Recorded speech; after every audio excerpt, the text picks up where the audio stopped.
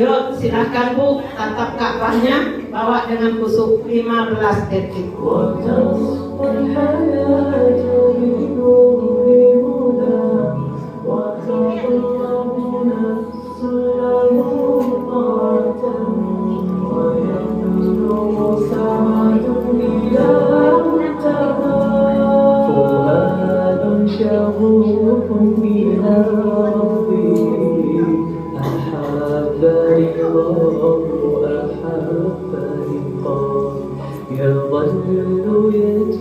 Sudah Bu?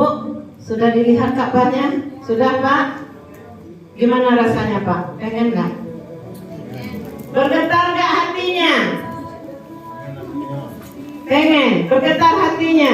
Karena apa? Karena sesungguhnya Allah sudah panggil kita ribuan tahun sebelum kita lahir ke dunia ini. Makanya kadang-kadang ketika kita melihat Ka'bah, ada yang dadanya penuh sesak dan bahkan ada yang menangis. Apa itu yang menangis? Rohnya kita yang sudah menjawab panggilan Allah untuk ke sana. Cuman badan yang mempertahankan, diri kita yang mempertahankan untuk mencari apa yang seharusnya kita kejar di dunia ini, sehingga kita melupakan panggilan Allah. Bapak Ibu, calon-calon tamu Allah, calon-calon tamu Rasulullah yang berbahagia, mengapa kita harus memperjuangkan Baitullah? Mengapa kita harus memperjuangkan Baitullah? Sudahlah, Baitullah itu hanya untuk orang kaya. Baitullah itu nggak penting, ya. Karena sesungguhnya Bapak Ibu, ya, panggilan Allah itu untuk semua umatnya hanya 3 kali saja. Berapa Bapak Ibu? 3 kali panggilan Allah untuk semua umat muslim di dunia ini. Panggilan pertama adalah di waktu azan. Ketika muadzin memanggil kita dengan ucapan Allahu Akbar, Allahu Akbar, tanya hati kita mau datang atau mau tidak? Muadzin pasti terus akan memanggil setiap waktu sholat datang. Benar? Nah, ternyata panggilan yang kedua apa Bapak Ibu? Panggilan ke Baitullah, berhaji dan berumroh. Nah, jangan salah kita, Allah memanggil berhaji dan berumroh. Setiap panggilan haji di surat manapun di Al-Quran mesti diiringi dengan umroh. Untuk saat sekarang, kalau kita baru mendaftar haji tahun ini untuk berhaji, kalau untuk daerah Pekanbaru 37 tahun baru akan berangkat. Kira-kira kalau yang sudah memang mendaftar, ada yang sudah mendaftar haji di sini? Ada? Belum? Ada? Hah? Kapan mendaftarnya? 2000? Mendaftarnya? Nah, Januari 2021. 23. Januari 2023 sudah mendaftar, katanya berangkatnya 2042. Itu Januari 2 tahun yang lalu. Kalau sekarang Pak Bu 37 sampai 40 tahun. Ya, kalau ini anaknya Bu Susi kecil-kecil mendaftar, ya insya Allah nanti pas dia udah umur 40-an, umur 30-an udah bisa haji. Kalau kita yang sudah umurnya sekarang 60 tahun bagaimana? Yang umurnya 80 tahun bagaimana? Maka panggilan haji itu ada panggilan haji terus diiringi oleh umroh. Haji termasuk rukun Islam yang kelima. Umroh tidak disebut rukun Islam yang kelima. Sesungguhnya umroh pun adalah haji, tapi haji kecil. Kalau ada yang berprasangka umroh tidak wajib, haji yang wajib, nanti Bu, saya pernah di sebuah masjid jamaahnya bilang, Bu, kami tidak mau berangkat umroh. Mengapa tidak mau Bu? Karena kami belum haji, nanti berhutang katanya. Ada tidak di sini yang berpikiran seperti itu? Ada ustadz yang mengatakan nggak boleh umroh kalau belum haji, karena yang wajib haji. Insya Allah di sini nggak ada ya. Mungkin ada yang salah dengan mereka. Lalu saya contohkan, kalaulah umroh tidak dibolehkan kalau kita belum haji, siapa jadi teladan kita Bapak Ibu? Rasulullah, Nabi Muhammad. Nabi Muhammad itu haji dulu atau umroh dulu? Umroh. Nabi Muhammad umroh baru haji. Ya. Nah, padahal pada waktu itu kalau Nabi Muhammad mau haji langsung, maka dia bisa haji setiap tahun. Tapi Nabi Muhammad umroh hanya satu kali hajinya Pak, dan sesudah haji meninggal. Tandanya apa? Apa maksud Allah? Ternyata sekarang baru kita baca. Karena setiap yang diteladani kepada Rasulullah adalah ada yang harus kita jalani di sini. Mengapa? Ternyata kalau seandainya pada waktu itu Nabi Muhammad haji baru umroh, mungkin tentu umat Islam mengejar haji terus. Sedangkan sekarang aja tidak begitu, antrian haji sampai 37 tahun. Inilah maksudnya Allah. Jadi menunggu namanya berhaji, dan jangan pernah putuskan niatnya untuk berhaji. Tetap niatnya minta kepada Allah secepatnya Allah panggil kita berhaji. Tapi menunggu itu tidak ada salahnya kita berumroh, ya. Tidak ada salahnya kita melaksanakan umroh dulu. Karena apa? Karena umroh itu penting Bapak Ibu, ya. Mengapa kita harus memperjuangkan umroh? Mengapa kita harus memperjuangkan Baitullah? Karena ada hadis yang mengatakan Al-Hujjah wal Umar waqdullah. Orang-orang yang berhaji, orang-orang yang berumroh adalah tetamu Allah. Pak Bu, mau nggak jadi tamu Allah? Mau nggak diundang Allah? Mau nggak dispesialkan oleh Allah? Mau nggak jadi tamu bupati? Mau jadi tamu bupati saja bukan main bangga kita, apalagi menjadi tamu Allah. Karena apa? Janji Allah, setiap tamuku yang datang ke rumahku, kata Allah, maka akan aku sediakan 3 jamuan istimewa, kata Allah. Yang pertama apa Bu jamuannya? Kata Allah, seberapa banyak pun dosa-dosa hambaku, ya, ketika dia datang ke rumahku, ke Baitullahku, katanya dengan niat lillahi ta'ala, dan di sini dia meminta ampun, maka semua dosa itu akan aku hapuskan. Pak, Bu, yang di Masjid Teratai ini, yang di Masjid apa namanya?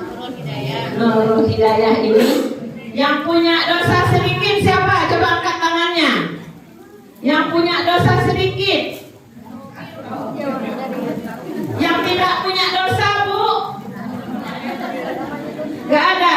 Berarti semua kita punya dosa ya, Bu? Semua kita punya dosa. Tapi Allah pernah gak, Bu, memperlihatkan dosa-dosa kita?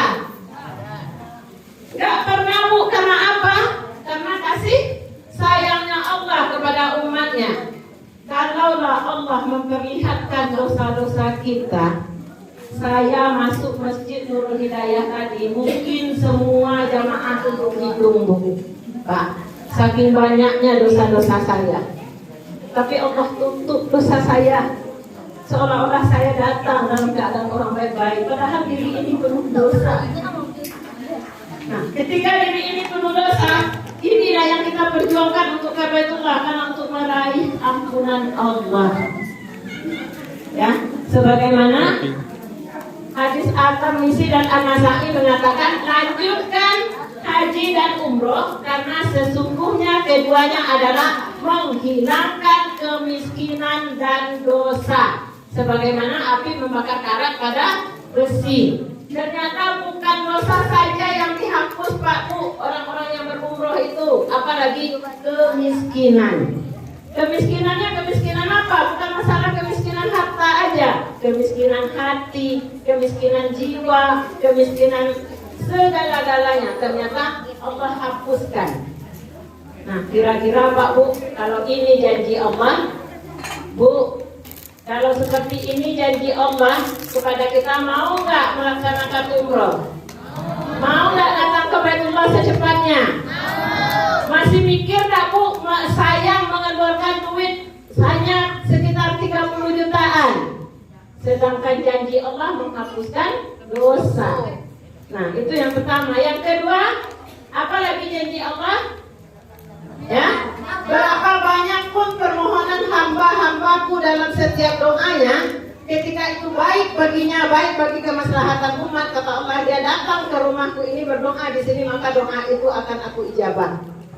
Tidak ada doa yang tidak dikabulkan Allah. Cuman kadang-kadang ditunda oleh Allah karena melihat situasi kita yang belum siap menerima doa itu. Lalu yang ketiga, janji Allah, seberapa banyak pun yang engkau jihadkan di jalanku, kata Allah. Engkau jihadkan hartamu untuk ke Baitullah ini, 1 dirham yang engkau jihadkan, Allah juga gandakan menjadi 700 bahkan 70 bahkan 700 dirham. Itu janji Allah. Pak, Bu, ketika Allah janji mau mengganti harta kita untuk ke Baitullah, kira-kira masih ragu enggak Bapak Ibu memberikan hartanya?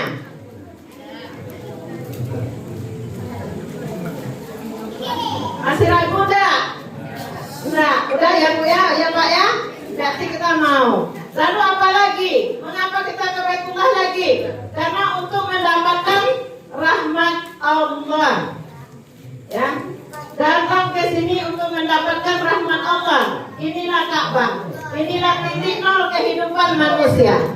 Untuk apa jungkir balik kerja pagi sampai petang mengumpulkan harta, membuat rumah bagus, mobil dan segala macamnya, tapi tidak bisa mengantarkan kita sampai ke rumahnya Allah. Tidak bisa untuk mendapatkan rahmat Allah. Sangat-sangat disayangkan. Tahu gak Bu, rahmat Allah itu apa? Rahmat Allah itu adalah kasih sayang Allah. Nah, ketika kita datang ke Baitullah, disinilah Allah yang tidak pernah berhitung dengan rahmatnya.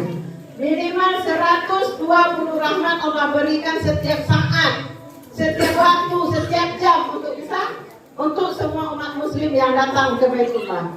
Bagaimana tidak Bapak Ibu, ketika kita baru turun ke pelataran tawaf, kita baru turun masuk ke pintu Ka'bah, Masjidil Haram, turun ke pelataran tawaf, di situ kita baru memandang Ka'bah. Allah sudah berikan 20 rahmat bagi orang-orang yang memandang Ka'bah. Kita langsung melaksanakan sholat dulu. Umpamanya kita sholat di Masjidil Haram, kita tidak tawaf, hanya sholat saja. Allah berikan 40 rahmat bagi orang-orang yang sholat di Masjidil Haram.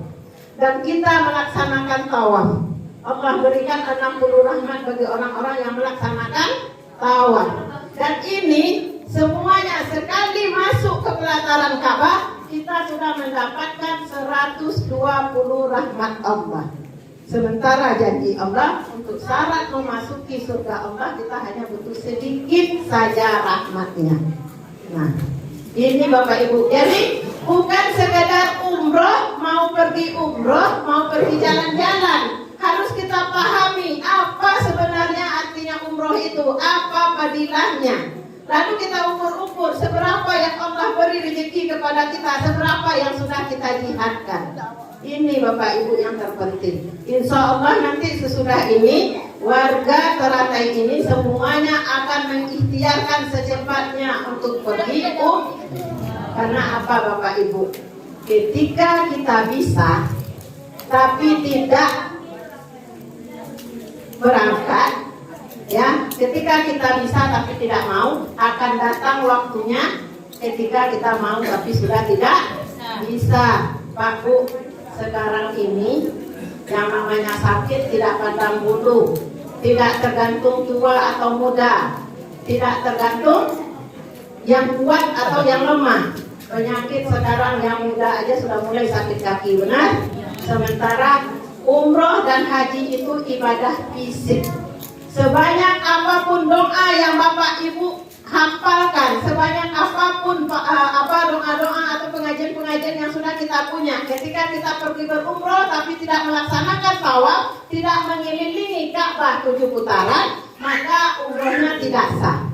Tapi ketika kita orang biasa-biasa saja, doa tidak bisa, hanya bisa mengucapkan bismillah, subhanallah, walhamdulillah, lalu ditutup dengan Rabbana atina fid dunya hasanah, tapi kita lakukan 7 putaran, itu sah tawafnya. Karena apa? Umroh itu ibadah fisik. Jadi bagi, ya mohon maaf ibu-ibu, bapak-bapak yang sudah agak berumur, tolong dipikirkan selagi badan sehat, ya.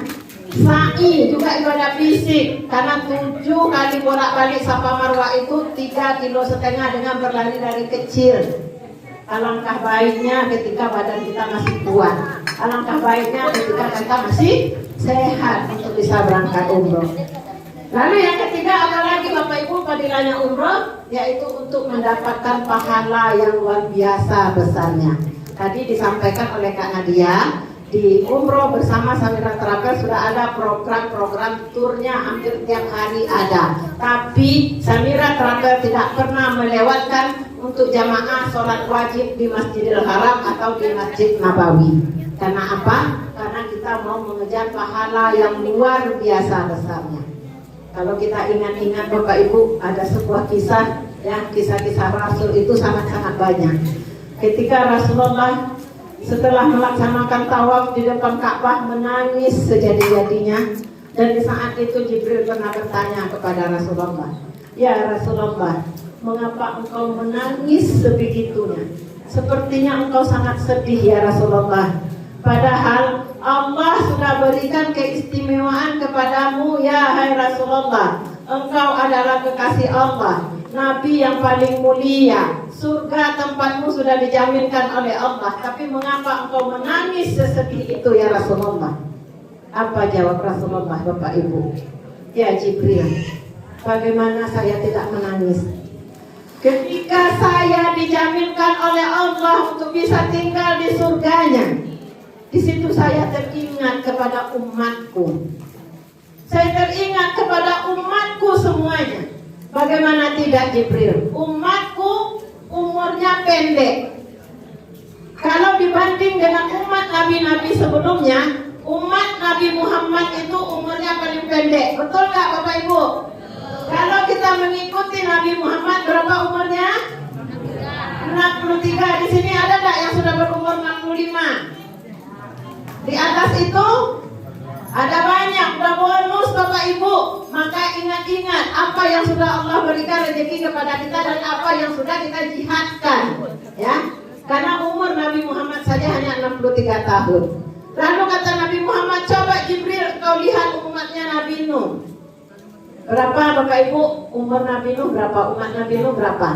Kalau di dalam cerita 1000 lebih untuk Nabi Nuh. Rata-rata umat Nabi Nuh 900 tahun.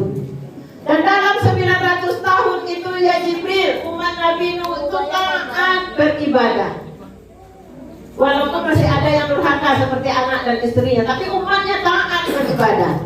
Banyak sekali yang menjaminkan kepada umat-umat lain untuk berada di surga Allah. Tapi bagaimana dengan umatku? Lalu coba engkau lihat ya Jibril, umatnya Nabi Daud setelah Nabi Nuh. Umatnya sehari puasa, sehari tidak, sehari puasa, sehari tidak. Makanya dulu ya Bu, ambo masih ingat nenek-nenek ambo dulu kalau puasa apa kau puasa Nabi Daud. Kenal tak Bu? Nenek-nenek kita bilang seperti itu. Ternyata umat Nabi Daud itu puasanya sepanjang tahun. Satu hari tidak, satu hari puasa, satu hari tidak, satu hari puasa. Banyak sekali amalannya. Tapi kita kapan Pak Bu puasanya? Ramadan, ya. Tapi saya yakin di sini puasa sunat Senin Kamis rajin. Amin.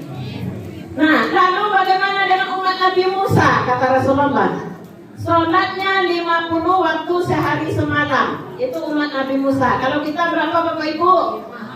5 kali. Kalau di daerah kami Pak, 5 kali itu sering pula tinggal. Kalau musim pacu jalur kata orang Pak, asar itulah Allah kuasa. Sudah banyak itu yang tinggal sholat. Karena asiknya. Seperti itulah kita. Dibanding umat Nabi Musa 50 waktu sehari semalam sholatnya, banyak sekali amalannya. Lalu Nabi Muhammad bilang, "Ya Jibril, bagaimana saya tidak sedih? Saya takut ketika saya berada di surga, tapi umat-umatku tidak bisa memasuki surga Allah." Nah, lalu pada waktu itu Jibril menyampaikan, "Ya Rasulullah, engkau adalah Nabi kekasih Allah, Rasul yang paling mulia, keistimewaan yang paling istimewa dibanding Nabi-Nabi lain. Dan tidak ada keistimewaan yang diberikan Allah selain daripada ke umatmu ya Rasulullah. Bagaimana caranya ya Jibril? Suruh umatmu datang ke Masjid Nabawi dan Masjidil Haram, Masjidil Aqsa, berumrah dan haji. Ini kata Jibril. Mengapa? Ketika kita datang ke Masjidil Haram, ya, sholat di Masjid Nabawi, Allah lipat gandakan pahalanya menjadi 1000 kali lipat dibanding kita sholat di masjid ini. Ya Pak, masjid apa tadi lupa? Masjid Al-Hidayah. Kalau di rumah kita sholat 1 kali sholat 1 nilainya, di masjid sholatnya 1 kali sholat 27 kali lipat. Kalau kita sholatnya di Masjid Nabawi, Allah lipat gandakan 1000 kali lipat. Kalau kita berjamaah menjadi 27.000 kali lipat. Nah, ini bandingan pahalanya. Lalu bagaimana kalau umatmu sholatnya ke Masjidil Haram, kata Jibril. Allah beri keistimewaan bagi umat Nabi Muhammad yang sholat di Masjidil Haram itu 1 kali sholat Allah lipat gandakan menjadi 100.000 kali lipat pahalanya. Kalaulah kita hitung dengan kalkulator matematik kita Bapak Ibu, maka 1 kali sholat di Masjidil Haram, katakan kita hanya sholat subuh di Masjidil Haram, dikali dengan 100.000, lalu dibagi dengan 1 tahun 365 hari, maka sekali sholat subuh kita nilainya 237 tahun. Ada enggak umur kita yang sampai 273 tahun? Enggak ada. Tapi bagaimana kita bisa mendapatkan pahala sebanyak 273 tahun sholat ke Masjidil Haram? Lalu bagaimana kalau kita sholatnya 1 hari saja di sana, ya? Pagi, subuh, zuhur, asar, maghrib, dan isya. Itu Allah lipat gandakan menjadi 273 tahun dikali 5, nilainya berapa? 1369 tahun. Pak, Bu, menang enggak kita dari umat Nabi Nuh? Menang kita dari umat Nabi Nuh. Itulah keistimewaan yang hanya diberikan kepada umat Nabi Muhammad. Beruntung enggak wahai ibu-ibu menjadi umat Nabi Muhammad? Mau enggak keluar dari umat Nabi Muhammad? Kalau beruntung menjadi umat Nabi Muhammad, datangi dan bersiarahlah ke makam Rasulullah.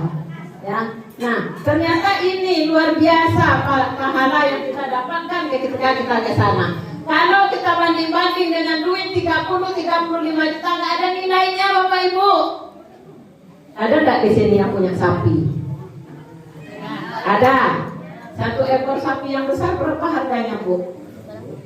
Hah? 20 juta. Berarti siko sapinya setengah. Ya 2 ekor lebih untuk gaya umroh. Nah, itu adalah menolong kita di akhirat nanti. Ya.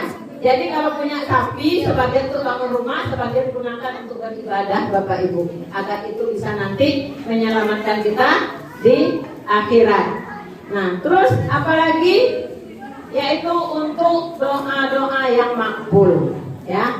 Karena apa? Doa yang makbul itu terbagi pada 2. Ada menurut waktu dan ada menurut tempat. Kalau menurut waktu, sebagaimana ada di malam Lailatul Qadar, insyaallah semua kita di sini nanti mendapatkan malam Lailatul Qadar, amin. Dan yang kedua adalah di tengah malam, di sepertiga malam. Kalau kita yang rajin tahajud berdoa sesudah sholat fardu di waktu lapang dan di waktu sujud antara azan dan iqamah. Itu doa-doa yang makbul kata Allah. Lalu menurut tempat di mana doa yang makbul itu? Yang pertama adalah di multazam atau di pintu Ka'bah. Antara pintu Ka'bah dan sudut Hajar Aswad, itulah yang disebut dengan multazam. Disinilah doa yang tidak pernah tertolak oleh Allah. Lalu di mana lagi? Di belakang makam Ibrahim, di Hijr Ismail, Safa Marwah, semuanya di Masjidil Haram. Lalu ditambah di Raudhah. Di mana itu Raudhah? Di Masjid Nabawi. Antara mimbar dan makamku, kata Rasulullah, terdapat sebuah taman-taman surga. Lalu di mana lagi? Di Arafah, Musdalifah, dan Mina. Itu bagi orang-orang yang berhaji. Jadi banyak sekali tempat-tempat doa yang mustajab. Nah, ketika kita berumroh, Bapak Ibu, umroh pertama kita itu kita lakukan di tengah malam. Ketika kita di tengah malam, kita sedang mengelilingi Ka'bah, sedang bertawaf dan sa'i. Disitulah apabila waktu dan tempat mustajab bertemu, maka disitulah doa yang tidak pernah tertolak. Makanya Bapak Ibu, kalau seandainya ada yang walimahan, kalau ada yang doa niat apa berangkat umroh dan haji, biasanya awak nitip apa Bapak Ibu ke kawan-kawan awak yang berangkat? Nitip doa. Kalaulah ke orang saja doa kita yakin diijabah oleh Allah, bagaimana kalau kita langsung yang bermunajat di sana? Langsung kita menyampaikan kepada Allah hajat-hajat kita. Insyaallah inilah yang akan diijabah oleh Allah. Lalu apalagi nih yang disebut dengan muntazam, di mana? Di Raudhah. Ya, Raudhah itu apa? Taman-taman surga satu-satunya yang ada di dunia. Antara mimbar dan makamku, kata mimbar, makam dan mimbarku, kata Rasulullah, itu terdapat sebuah taman-taman surga. Bapak Ibu, disinilah Rasulullah, ya, di makamnya ini, ya, nah ini makamnya Rasulullah. Disinilah jasad Rasulullah terbujur kaku. Disinilah jasad Rasulullah dimakamkan.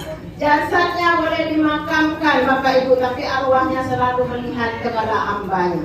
Karena pada waktu itu kalau ceritanya sakaratul mautnya Rasulullah, itu Rasulullah di saat sakaratul maut itu diperlihatkan, ditontonkan indahnya surga. Tetapi ketika Rasulullah melihat indahnya surga, pada waktu itu juga Rasulullah menangis. Ketika Rasulullah menangis dengan begitu sedihnya, Jibril bertanya, "Ya Rasulullah, engkau tidak siap untuk memasuki surga Allah, padahal surganya begitu indah."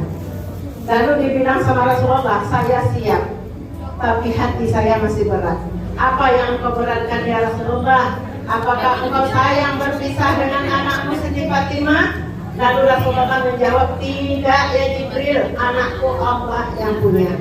"Lalu kamu sedih meninggalkan istrimu Aisyah?" "Tidak ya Jibril." "Lalu apa yang kau tangiskan ya Rasulullah sehingga engkau begitu sedih melihat indahnya surga?"